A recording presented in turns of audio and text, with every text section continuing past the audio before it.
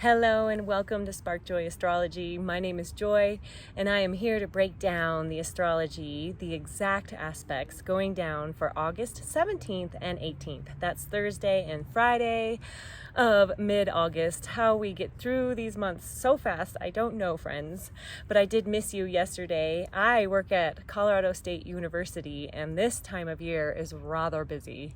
They were all moving in this week and I register all of their bicycles and, saving the planet one bike at a time.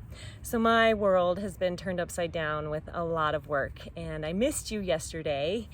But let's dive into these aspects because they're kind of exciting, friends. One of my favorite characters, Black Moon Lilith, is conjunct the sun today, which brings in some interesting energy.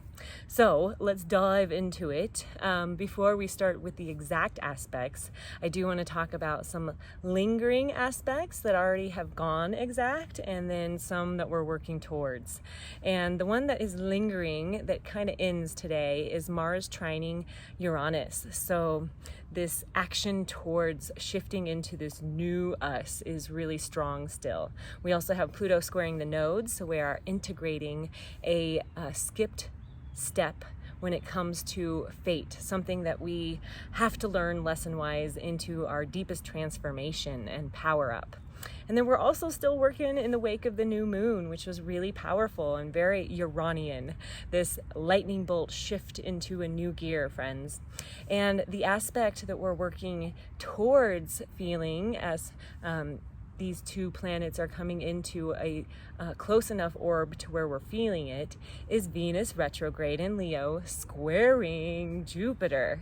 This is a very powerful energy when it comes to up-leveling in this self-love revolution that we are working with and amplifying into our highest self through. So those are some fun ones. But now let's get into the day. So on Thursday at 2:31 a.m. Mountain Daylight Time, we got a little serious, friends. Did anyone cry? I did. It was an intense morning. So our moon at 4 degrees of Virgo, an earth sign, was opposite Saturn retrograde in Pisces, a water sign, also at 4 degrees, right? An exact aspect. And Saturn is the grand tester of the universe, father, grandfather, grandma, telling you how to do life. So instantaneously, we get a bit serious. Our moon opposite this can bring in feelings of burdened responsibility, obstacles in our path.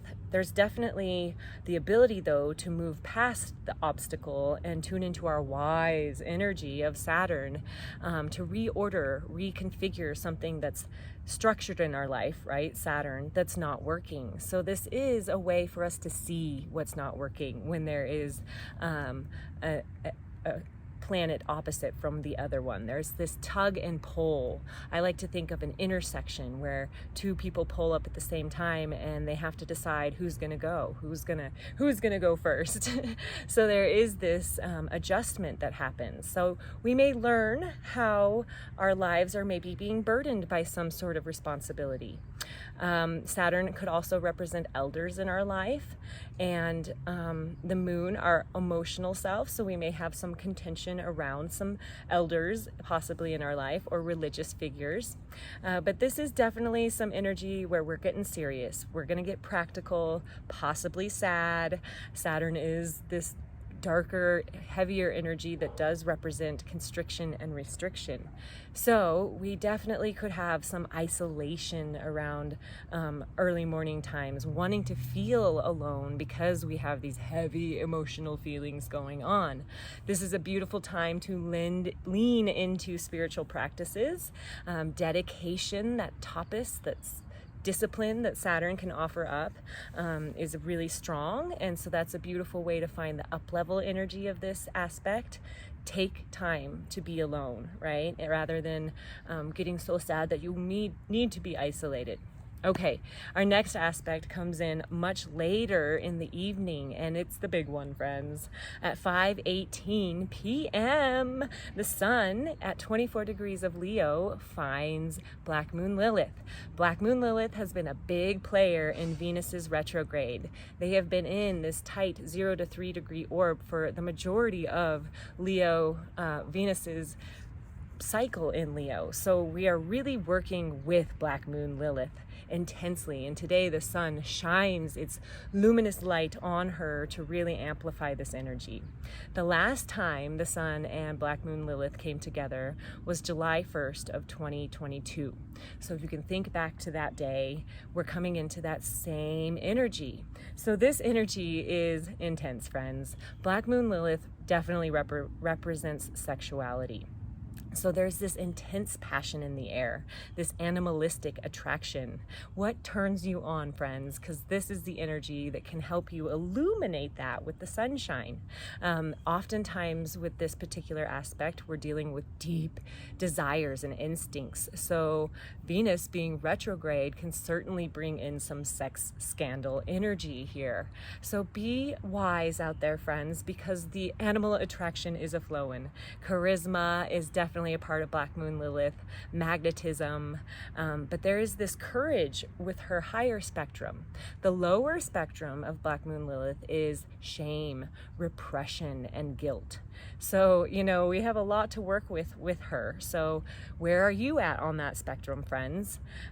We can really step into some emotional strength and courage with this particular aspect, getting deep into those instincts again. So it can be very positive. We can find this wholeness because Black Moon Lilith at her highest spectrum does represent sovereignty.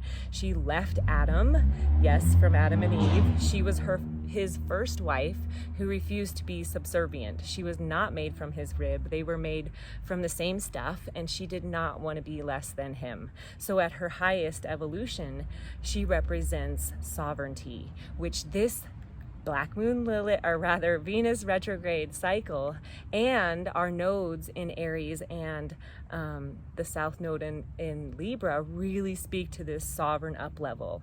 And so does the house of Mercury, or Virgo, where Mercury, who's home in Virgo, is at. So, man, friends, this day is really asking us where we are in that journey of sovereignty. So let's see, this can also be very painful. This day can be a destructive sort of day. Black Moon Lilith gets in there and she stirs up the deepest, darkest parts that are down there, bubbling, seething all the time, but maybe we don't want to deal with them. Well, today we're going to shine a light on it, friends. So we can have a lot of revelations in the sky today. It shows us our weaknesses, where we need to do some deep healing so that we can up level and be that rebellious, lovely Black Moon Lilith that is in her full awesomeness. But yeah, bucking the status quo to unleash your wild and beautiful creativity. Yes, so strong instincts are a-flowing, friends. This is both passionate in the fact that it is Black Moon Lilith, but it's also in the sign of Leo, the fiery lion, courage and bravery and sexiness and playfulness and big expressiveness. So, hello. The last time, I don't remember actually. No, I think it was Taurus possibly. I don't remember actually. July 1st, 2022, the last time Sun and Black Moon Lilith were together. I don't think it was Leo. So this is extra passionate, if you will. All right, our next aspect, the last exact aspect of the day here on Thursday, comes in at 11:48 p.m. when the moon moves to 18 degrees of Virgo and trines Jupiter at 15 degrees of Taurus. Hello, emotional stability. We have Virgo, where the moon is, and Taurus, where Jupiter is, two earth signs. So we feel this ability to ground into some emotional stability late in the evening. And thank God, after a very possible tumultuous day. But happiness is part of this particular aspect. Opportunities, abundance, benevolent feelings. There is some emotional growth happening today. Definitely so, friends. So maybe in the evening after we've worked through that black moon Lilith sun, maybe it's really positive, and we get to go out and socialize and have fun. This is a beautiful aspect to share our feelings, to be generous with those that we love and find incredibly close to our hearts. This is a creative aspect as well, but we're definitely able to look into our inner landscape, our feelings, and align to our purpose, our higher grand vision of ourselves, that Jupiterian goodness. So what a great way to end the day, friends. And we move into the next day on Friday, August 18th. Whew, we got some earthy day here, friends. Every single exact aspect is happening in an earth sign. So it is very grounding, offering us the ability to find that new path that we have been identifying, and Uranus has been shaking up, reordering things. Now we're able to kind of ground in and see the path ahead of us, see the plan, working on this self-love wellness revolution, friends. So here we go at 11:08 a.m. The moon comes to 20 degrees and finds Mercury in Virgo. Hello, this is a beautiful aspect for getting into awesome conversations with people, because our intuition is flowing with Mercury. We're able to really think and communicate on an intuitive level. This does bring in changeable moods, so we are able to adapt because of that changeability. And Mercury is such an adaptable little wizard friend. But this is this adaptability is kind of all over the place energy. It doesn't like to go super deep into the dark areas of emotionality like Scorpio does. It kind of likes to float on the surface, but it can drink from a fire hose, so it's this interesting communicative, busy energy. So this is a great time to have heart-filled conversations. We may have some psychic downloads, as Mercury is that alchemical wizard. So this is a beautiful time, friends, to tune into some grounding practices. Walking on Mother Earth with bare feet is one of the most beautiful practices you can do when it comes to grounding. The Schumann's resonance of planet Earth, Mother Earth, is nurturing, and when we are connecting our feet to that, we actually ground our own energetic system. So beautiful practice to do on Friday, friends. Walk around with your shoes off outside on Mother Earth, not on the concrete. All right, what's interesting about this day is we're checking in with two characters, Mercury, and then a little bit later, Mars, who's also in Virgo. They're only 3 degrees apart at this moment when the moon checks in with Mercury at 11:08. So they are in that 0 to 3 degree range where they're in engagement. And this kind of sets an interesting tone for next week, because next week Mercury goes retrograde on the 23rd. The day before that, Mars is towards the very end of the degrees of Virgo, and goes opposite to Neptune. So a lot of big energy with these two characters that we get to check in with via the moon on Friday. So that's that lovely 11:08 a.m. Then we move into 3:51 p.m. It might be a 7. My handwriting is not legible right there. But at 23 degrees, our moon in Virgo makes a trine to Uranus. Hello, Uranus again. There's this lightning bolt energy to our emotionality. So this fast-paced emotions, stimulating nervous system, but because it's a trine, it's like good stimulation.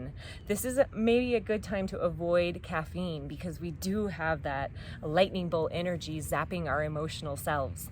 This is a beautiful time to get the downloads, to brainstorm, to find those innovative thoughts, and definitely write them down. They're going to come at you like quick flashes of inspiration. So if you can carry a journal and a pen or your phone with you, that is most ideal on Friday in mid-afternoon, evening times. This is deep emotional stimulation as well. Those lightning bolts are just lighting us up, friends. And what is interesting is that this 23 degree mark where Uranus is where he is going to stay, and become retrograde at. So 23 degrees, we're here for a while with Uranus, and we have been. He's slowly moving, but he does start to retrograde on August 28th. So this month we got a lot going on as far as some movements. Mars moves into Libra on the 27th, the day before that. And then, yeah, we have the sun moving into Virgo on the 23rd when Mercury goes retrograde. So some big astrology by the end of this month, and then we boom end it with another full moon, the second full moon in August, this one in Pisces.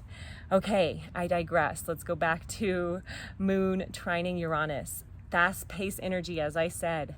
Well, I pretty much covered that one. So let's move on to the last aspect of Friday, and that is, oh yes, on 6:57 or 1. Again, I cannot read my handwriting. 1 or 7, we don't know. But this is when the moon comes conjunct to Mercury at 24 degrees. So Mars at the beginning, now Mercury. Now they're 4 degrees apart at this particular time in the day, but still in that close range to where the moon, checked in with Mercury, got the plan for how we're communicating, how we're working out the, in between layers, maybe checking in with ancestors, guides, those other realms. And now we're coming into that connection with Mars and feeling this passionate energy. Black moon Lilith and the sun were together. They still are in that close range of engagement today. So here we go with some sparky energy. I'm calling it more grounded, action-oriented rather than anger, flamey Mars, because this earth sign heaviness is happening all day, right? Virgo and Taurus is where all of these aspects that have been exact have happened. And so here we go with Mars, who's normally a hot flavored friend, grounded by these earth feminine signs. So there is still emotional intensity with Mars and passion, but I think a little less aggression, less of that hot temper. All these lovely earth signs working to ground into a focused action with Mars. So what emotionally charges you up, what fires you up, friends? Put it into play on Friday evening. Go have fun. There is some serious passion in the sky. Talk to those that you feel passionate about. We have Mercury really lending his hand to having some potent conversations. I love the word potent. Haven't you found that one out yet? All right, well, I love you so much and wish you so much joy and happiness, and I will see you back tomorrow for the astrology for Saturday. Mwah.